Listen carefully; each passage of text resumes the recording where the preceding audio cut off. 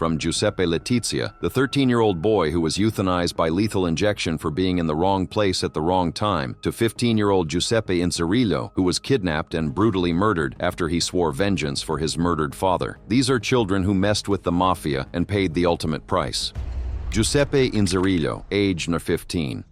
The first case on this list occurred during the Second Mafia War that raged in Sicily from 1978 to 1983, when the Corleonesi faction led by the ruthless Toto Riina systematically eliminated rival families to consolidate absolute power. Among the victims of this brutal conflict was Salvatore Inzerillo, a powerful mob boss whose murder left his teenage son Giuseppe an orphan and set the stage for one of the most horrifying examples of the Mafia's willingness to target children. Giuseppe was only about 15 years old when his father was killed, thrust into grief and rage at an age when most teenagers are worried about school and friends and their first romantic interests. But Giuseppe wasn't a normal teenager. He'd grown up in the world of Cosa Nostra. He understood the code and the violence and the vendettas that defined that life. And in his pain and anger, he made a decision that would prove fatal. He publicly swore revenge against Toto Riina, the Corleonesi leader responsible for his father's death. In most circumstances, the threats of a grieving 15-year-old might be dismissed as the empty words of a boy trying to process unspeakable loss. But Giuseppe wasn't just any boy. He was an Inzerillo. He carried the name of a powerful mafia family, and his vow of revenge represented a potential threat that Riina couldn't ignore. More than that, allowing a young man to publicly threaten one of Sicily's most powerful crime bosses without consequences would have been seen as weakness, would have undermined Riina's authority, and invited challenges from others who might think he was going soft. So Riina ordered Giuseppe's kidnapping, and the teenager was snatched off the streets and brought before men who had perfected the art of violence and intimidation. What happened next goes beyond ordinary execution into the realm of sadistic torture designed to send a message to anyone who dared challenge the Corleonesi. Giuseppe was interrogated about which hand he would use to take his revenge against Riina. When Giuseppe answered, or perhaps he refused to answer, we may never know the exact details of that interrogation. The hitman Pino Greco, one of Riina's most trusted and brutal enforcers, amputated the boy's hand. The symbolism was grotesque and clear. This is the hand that would never take revenge. This is what happens to those who threaten us. But they weren't finished with Giuseppe. After the amputation, after the unimaginable pain and terror, they shot him dead. Giuseppe Inzerillo's story is one of the most disturbing in this entire list because it shows the Mafia targeting not just an innocent bystander, but someone who had been shaped by their own culture of violence. His story was later depicted in the acclaimed film The Traitor, ensuring that his suffering and death would not be forgotten, that audiences around the world would see the depths of depravity that Cosa Nostra was capable of reaching. Next, we have a girl who paid the ultimate price for doing the right thing.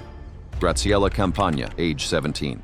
Now we go to the year 1985 and find ourselves in Villafranca Tirrena, a Sicilian town where 17-year-old Gratziella Campagna worked at a local laundromat, doing the honest, humble work that countless young women did to help support their families. It was tedious work, sorting through other people's clothing, checking pockets before washing, handling the mundane details of daily life in a small Sicilian community. But on one particular day, Graziella's routine task of checking coat pockets would set in motion a chain of events that would cost her everything. Her hands discovered something unusual tucked away in a customer's coat, a notebook. When Gratziella opened it, she found a list of names that she recognized as belonging to known mafiosi in the area. She could have put the notebook back, pretended she'd never seen it, gone about her business washing clothes and keeping her head down like so many others did in Sicily. After all, she knew what happened to people who crossed the Mafia, who broke the code of omertà that demanded absolute silence about organized crime activities. She'd grown up hearing the stories, seeing the consequences, understanding that in Sicily, looking the other way wasn't cowardice, it was survival. But Gratziella made a different choice, a choice that showed extraordinary courage but would prove fatal. Her brother was a carabinieri officer, a member of Italy's national military police force, and she recognized the importance of what she'd found and gave the notebook to him. In doing so, she directly challenged the Mafia's wall of secrecy. She violated the fundamental rule that had kept Cosa Nostra protected for generations. She had pissed off some of the most dangerous men in Sicily. The response was swift and merciless.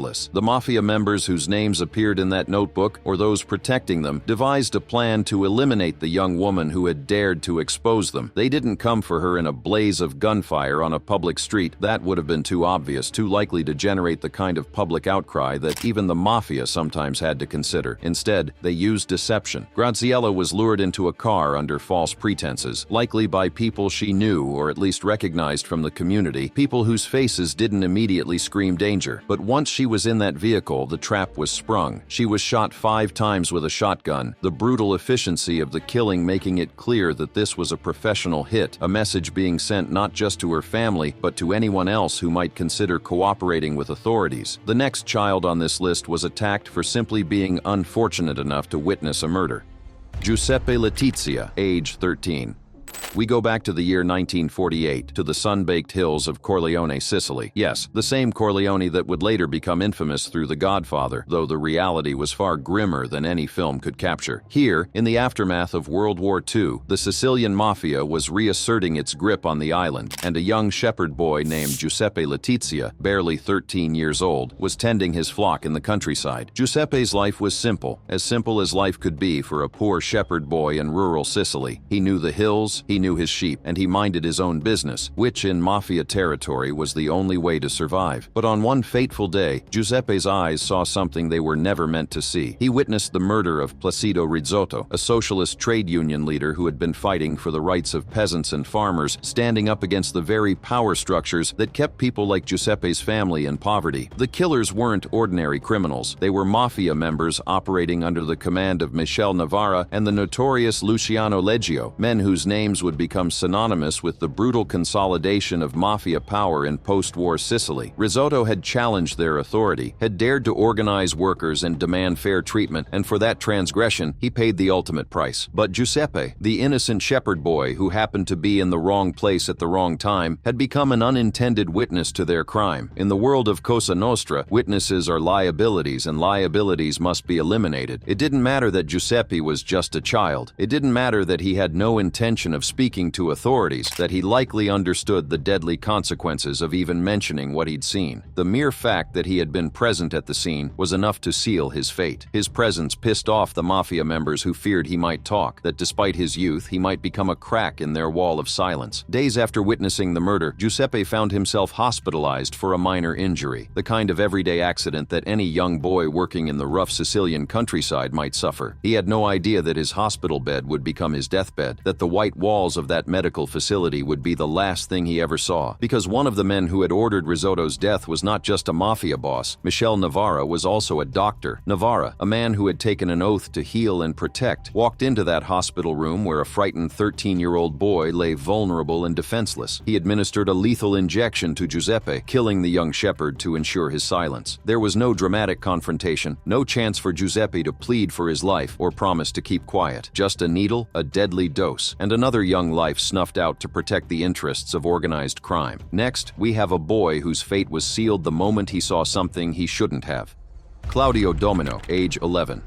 The year was 1986, and in the streets of Palermo, Sicily's capital and the beating heart of Cosa Nostra's power, 11-year-old Claudio Domino was simply being a kid, playing outside in his neighborhood the way children have done for generations. He was at that age where the world still seems full of possibilities, where playing with friends is the most important thing, and where the darkness that adults knew about, the violence, the corruption, the criminal empire operating in the shadows, seemed distant and unreal. But Claudio's young eyes saw something they shouldn't have. Reports suggest he witnessed a Mafia-related crime or transaction, some piece of business that was meant to remain hidden, some activity that the mafiosi involved had assumed would go unnoticed in the maze of Palermo's streets. Maybe it was a drug deal, maybe it was an exchange of money or weapons, maybe it was a meeting between men who couldn't afford to have their associations known. Whatever Claudio saw, it was enough to infuriate the local mobsters who realized they'd been observed. In the twisted logic of the Mafia, Claudio was a threat. He was a potential witness who might talk to his parents, who might mention what he'd seen to a teacher or a friend, who might, if he understood what he'd witnessed, even go to the police. The fact that he was just 11 years old, that he probably didn't fully comprehend what he'd seen or understand its significance, didn't matter. Claudio was shot in the forehead at close range while playing outside. There was no struggle, no chase, no dramatic confrontation, just the cold-blooded execution of an 11-year-old boy whose only crime was having eyes and being in the wrong place at the wrong time. The killing was so brazen, so publicly callous, that it generated outrage even within certain circles of the Mafia itself. During the famous Maxi trial, the massive prosecution of hundreds of Cosa Nostra members that took place in the mid-1980s, some Mafia bosses publicly distanced themselves from Claudio's murder, trying to avoid losing community support. They understood that killing children, especially in such a public and brutal manner, could turn public opinion against them, could make even those Sicilians who had tolerated or tacitly supported the Mafia begin to question their loyalty. Up next is the story of a boy who was punished after his father betrayed the Mafia.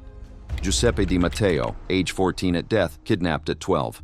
If there is one story on this list that encapsulates the absolute evil that the Mafia is capable of, it is the story of Giuseppe Di Matteo. Giuseppe was just 12 years old when he was kidnapped, still a child by any definition, still at an age where he should have been protected and nurtured, not targeted by professional criminals. His father, Santino Di Matteo, was a former Mafia member who had made the decision to become an informant, to break omertà and testify against his former associates. He provided crucial testimony against bosses including Giovanni Brusca, one of the most brutal and powerful mafiosi in Sicily, a man personally responsible for hundreds of deaths. Santino's testimony helped put these men behind bars, dealt a significant blow to Cosa Nostra's operations, and represented exactly the kind of betrayal that the Mafia could never forgive. But they couldn't get to Santino directly. He was in protective custody, surrounded by guards, relocated to a secure location. So Brusca, the very man that Santino had testified against, ordered the kidnapping of Giuseppe. The plan was simple and monstrous. Hold the boy hostage to pressure his father into retracting his testimony, into recanting the truths he'd told in court, into undermining the prosecution's case. Giuseppe was abducted while riding a horse and plunged into a nightmare that would last for 779 days. For over 2 years, he was held captive in brutal conditions, moved from location to avoid detection, kept in darkness and isolation, denied proper food and medical care, subjected to psychological torture as his captors sent messages to his father demanding recantation. The conditions of his captivity were so severe that they left lasting impacts on Giuseppe's young body and mind, assuming he lived long enough for those impacts to matter. But Santino Di Matteo didn't retract his testimony, whether out of principle or fear that recanting wouldn't save his son anyway, or belief that the authorities would rescue Giuseppe. He maintained his statements against Brusca and the others, and so after more than 2 years of captivity, after 779 days of hoping and waiting and suffering, Giuseppe was strangled to death. But even death wasn't the end of the horror inflicted on this child. Giovanni Brusca ordered that Giuseppe's body be dissolved in acid, ensuring that there would be no burial, no grave for his family to visit, no physical remains to prove he'd ever existed. It was a final act of cruelty, an attempt to erase Giuseppe from the world as completely as possible. When Brusca was eventually captured and agreed to cooperate with authorities, he confessed to Giuseppe's murder and led investigators to the site where the boy's body had been destroyed. Next, we have a child who did nothing to deserve the brutality of the Mafia. Nicholas Green, age 7. 7-year-old Nicholas Green was on vacation in Sicily with his American family in 1994, a happy trip that should have created wonderful memories, photographs to look back on, stories to tell for years to come. The Green family from California had no connection to organized crime, no involvement in Sicily's complex web of mafia politics and violence. They were tourists, plain and simple, driving through the Sicilian countryside in a rental car and taking in the beauty of an island with thousands of years of history. But that rental car caught someone's attention. Mafia robbers, possibly thinking the vehicle contained valuables like jewelry or cash, decided to target the family. It's unclear whether they actually believed the Greens were wealthy tourists carrying expensive items, or if this was simply an opportunistic crime, a chance for some quick money that went horribly wrong. What is clear is that they began pursuing the family's car, trying to force them to stop on a dark Sicilian highway at night. Now put yourself in the position of Reginald and Maggie Green, Nicholas's parents. You're in a foreign country, it's dark, and suddenly there's a car pursuing you aggressively, trying to get you to pull over. Every instinct, every piece of common sense tells you not to stop. You don't know who these people are or what they want, and stopping on a deserted road in the middle of the night seems like the most dangerous thing you could possibly do. So the family refused to stop during the chase, with Reginald keeping his foot on the accelerator and trying to get away from whoever was pursuing them. This refusal, this perfectly reasonable decision to not stop for unknown pursuers in the dark, pissed off the attackers. The Mafia robbers fired shots at the fleeing vehicle, multiple rounds from their weapons aimed at a car they knew contained a family. Nicholas was hit multiple times in the head. The family rushed him to the hospital, but the damage was catastrophic. Nicholas remained in a coma for a week before dying from his injuries. But out of this immense tragedy came something remarkable. In their grief, Reginald and Maggie Green made the decision to donate Nicholas's organs, and those donations saved 7 Italian lives. The act was so powerful, so contrary to what might have been expected unexpected that it inspired widespread anti-mafia sentiment throughout Italy. Nicholas Green's death became a symbol, a rallying cry for Italians who were sick of the violence, sick of the mafia's grip on their society, sick of watching innocent children die because of organized crime. His parents' extraordinary act of forgiveness and generosity shamed the mafia in a way that prosecutions and police raids never could, showing the stark moral difference between their selfish violence and the Greens' selfless compassion. Up next, we have an 11-year-old who was targeted because of a failed extortion. Frank Caramusa Jr., age 11.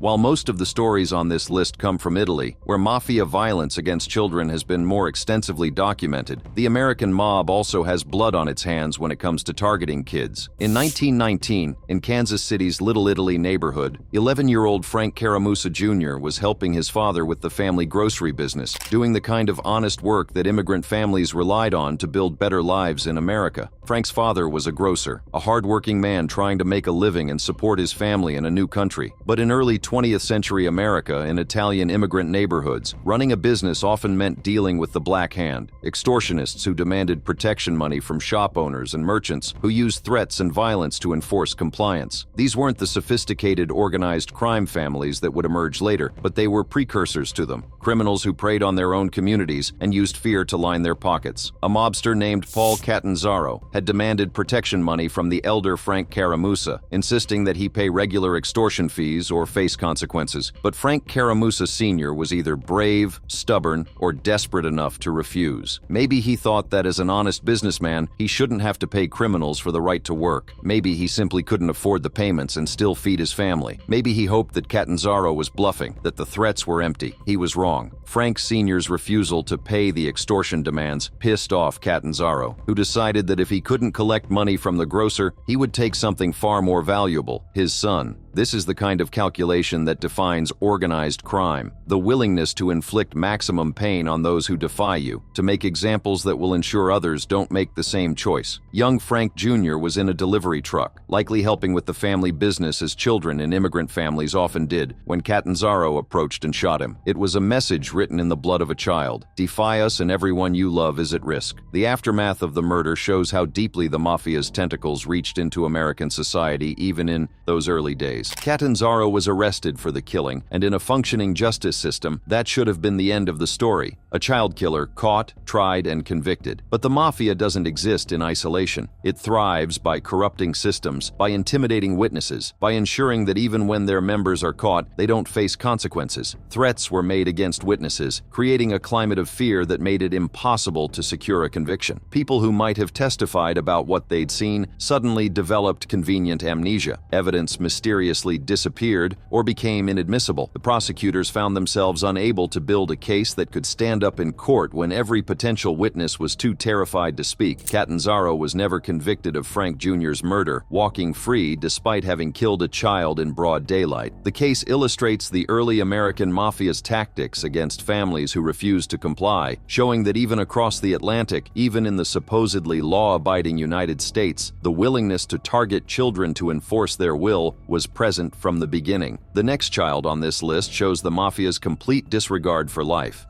Michael Vengali, age 5.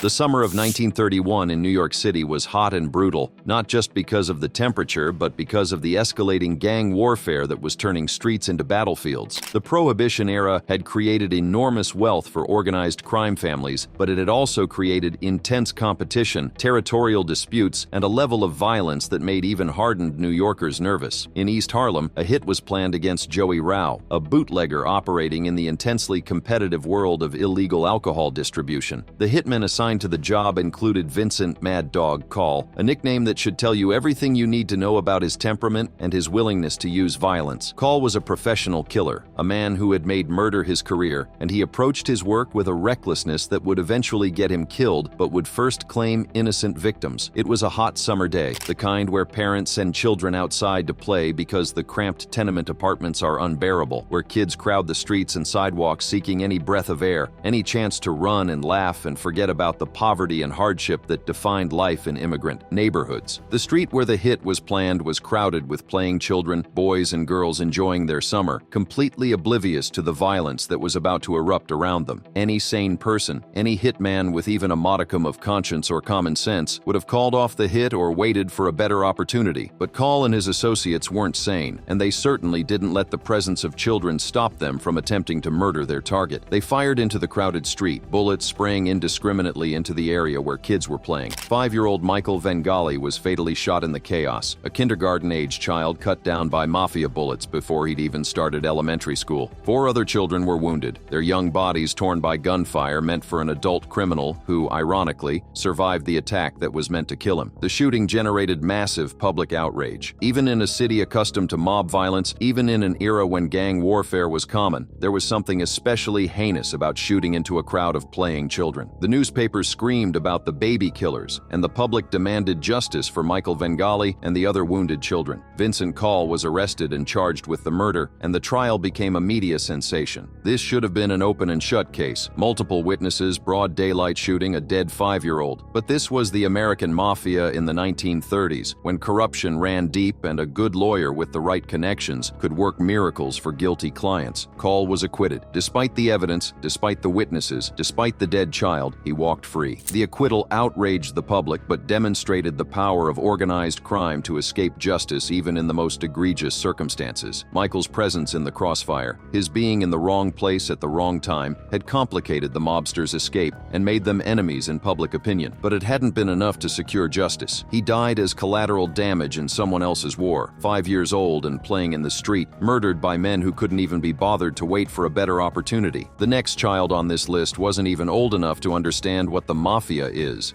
Domenico Petruzzelli, age 3.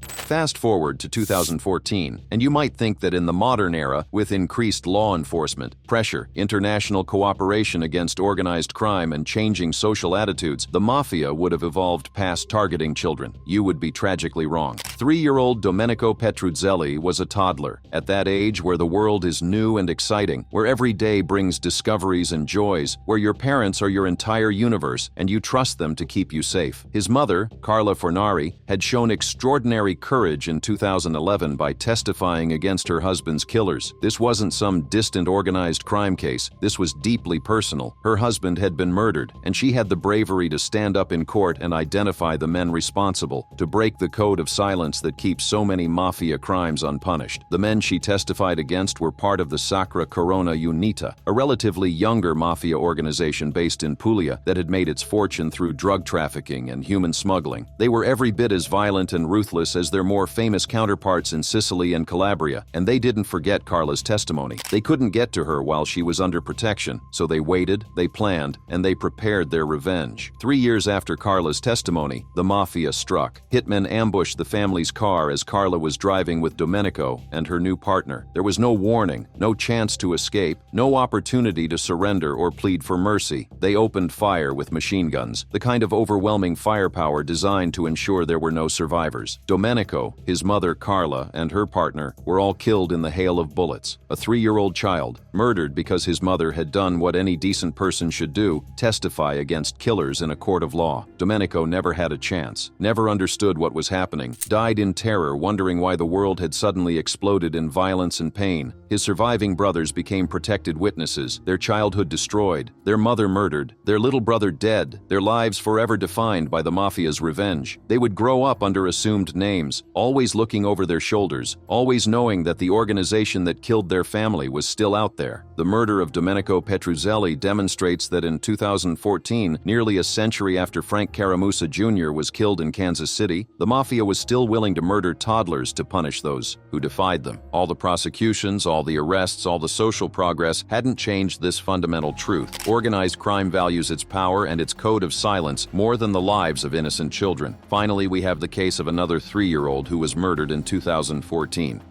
Nicola Koko Campolongo, age 3.